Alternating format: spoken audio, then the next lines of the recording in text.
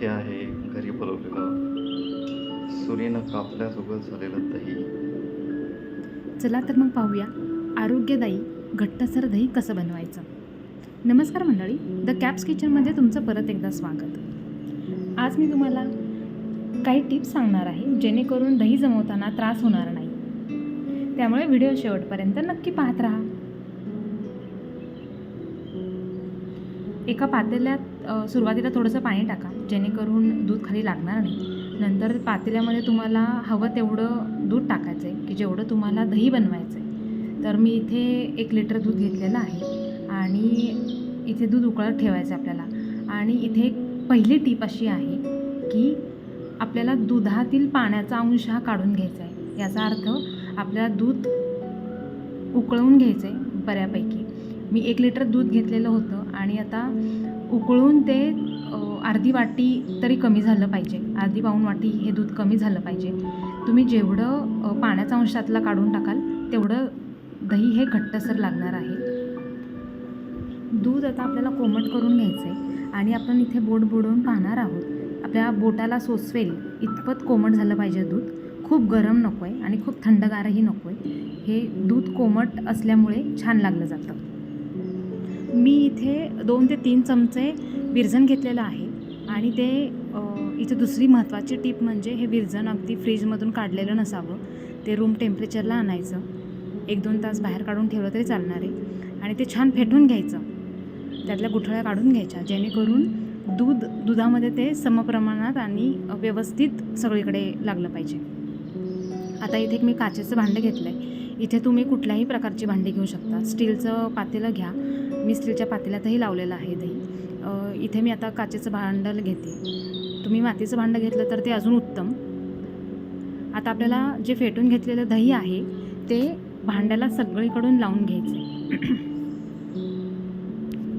दही हे आरोग्याला चांगलं असतं. उन्हाळ्यात अवश्य खावं. योग्य प्रमाणात दह्याचं प्रमाण ठेवल्यास ते शरीराला चांगले फायदे देतं. दह्यामध्ये B12चंही प्रमाण असतं, कॅल्शियमचं प्रमाण असतं. त्याचबरोबर अनेक प्रकारच्या चांगल्या गोष्टी आपल्याला दह्यात पाहायला मिळतात. त्यामुळे दही अवश्य खावं.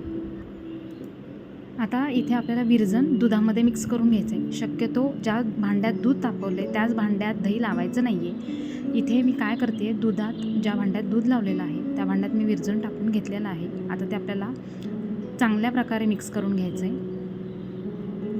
हे विरजण योग्य प्रकारे पसरलं जावं सगळ्या भांड्यामध्ये, सगळ्या दुधाला ते विरजण लागावं यासाठी मी रवीचा वापर केलेला आहे.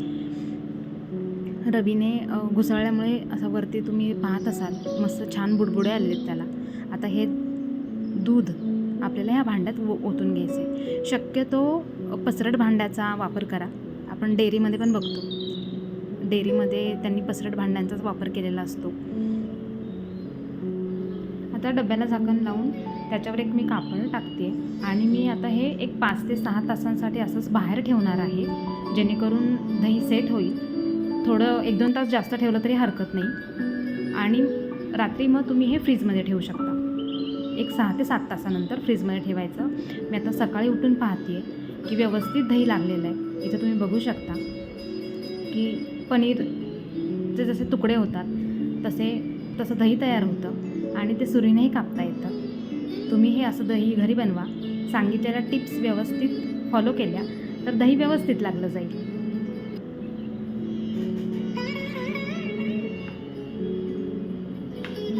व्यवस्थित छान असं दही झालेलं आहे तयार. तर तुम्हीही हे असं दही बनवू शकता घरी. फक्त एक इन्ग्रेडियंट लागतो, दूध. तुम्ही ह्या सगळ्या टिप्स पाळून दही बनवू शकता. तुम्ही ते पहा, मी स्टीलच्या पातेल्यातसुद्धा दही लावलेलं आहे. अत्यंत व्यवस्थित आणि सुंदर दही लागलेलं आहे. तर तुम्हीही असं दही घरी बनवा. चॅनलला लाईक, शेअर, सबस्क्राईब करा. थँक्यू.